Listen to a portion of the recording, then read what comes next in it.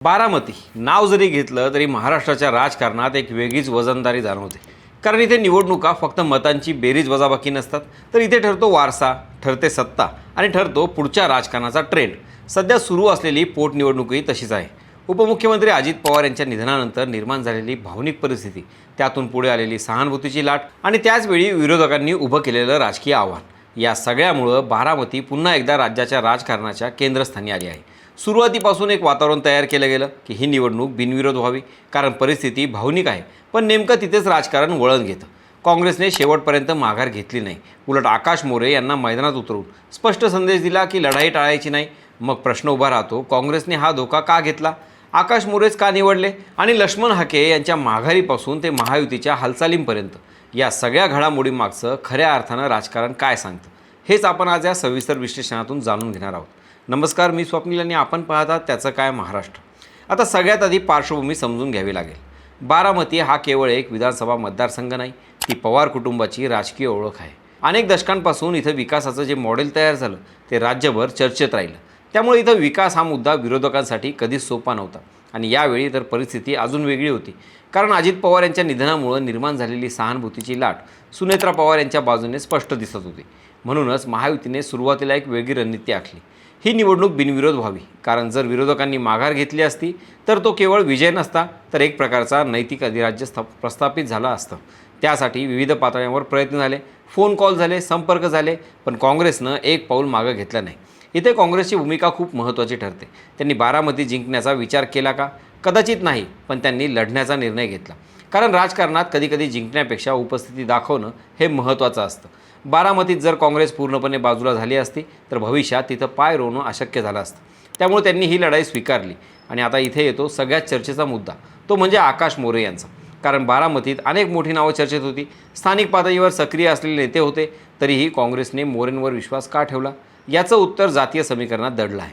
बारामतीत मराठा मतदार सर्वाधिक असले तरी धनगर समाजाचं मतांचं प्रमाण हे निर्णायक आहे. ही मतं 15 ते 18% आसपास मानली जातात. आणि राजकारणात इतक्या टक्केवारीची मतं गेम चेंजर ठरू शकतात. आकाश मोरे हे धनगर समाजाचं प्रतिनिधित्व करतात.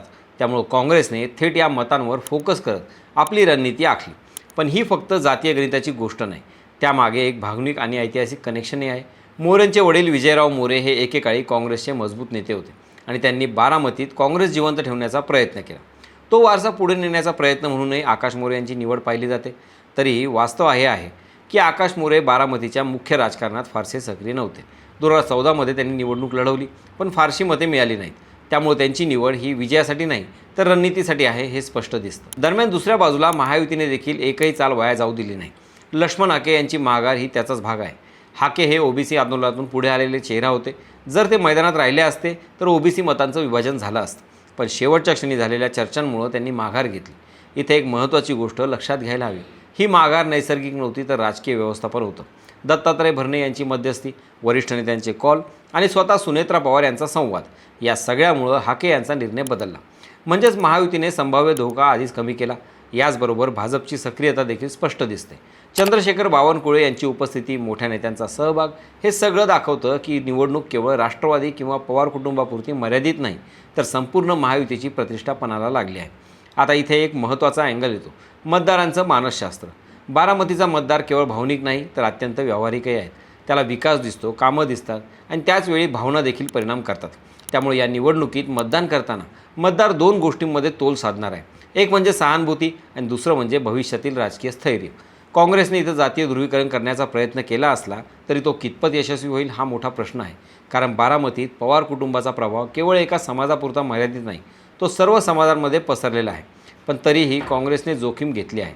कारण जर त्यांनी चांगली लढत दिली, मतांचं अंतर कमी ठेवलं, तर ते सांगू शकतात की बारामतीत अजूनही विरोधकांसाठी जागा आहे.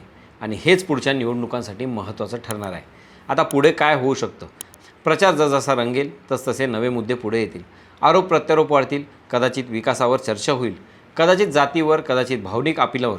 आणि म्हणूनच महाराष्ट्राच्या राजकारणात शेवटच्या काही दिवसात सगळं चित्र बदलण्याची परंपरा आहे. म्हणूनच ही निवडणूक अजून खुली आहे. निकाल आधीच ठरलेला नाही. प्रत्येक दिवस नवं समीकरण घेऊन येतोय. आणि शेवटी बारामतीचा मतदार कोणता निर्णय घेणार? सहानुभूतीला मान देणार की बदलाचा संकेत देणार? कारण हा निर्णय केवळ एक आमदार ठरवणार नाही, तर महाराष्ट्राच्या पुढच्या राजकारणाचा सूर ठरवणार आहे.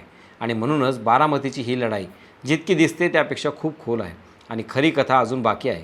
ती निवडणुकीनंतर समजेलच. तुम्हाला काय वाटतं? काँग्रेसने आकाश मोरे यांना दिलेली उमेदवारी सुनेत्रा पवारांसमोर आव्हान उभं करणार का? तुमचं मत कमेंटमध्ये नक्की सांगा. बाकी राजकारणाच्या आखाड्यात आपली नजर कायम असणारच आहे. तेव्हा कुठेही जाऊ नका, पाहत राहा, सबस्क्राईब करा. त्याचं काय महाराष्ट्र.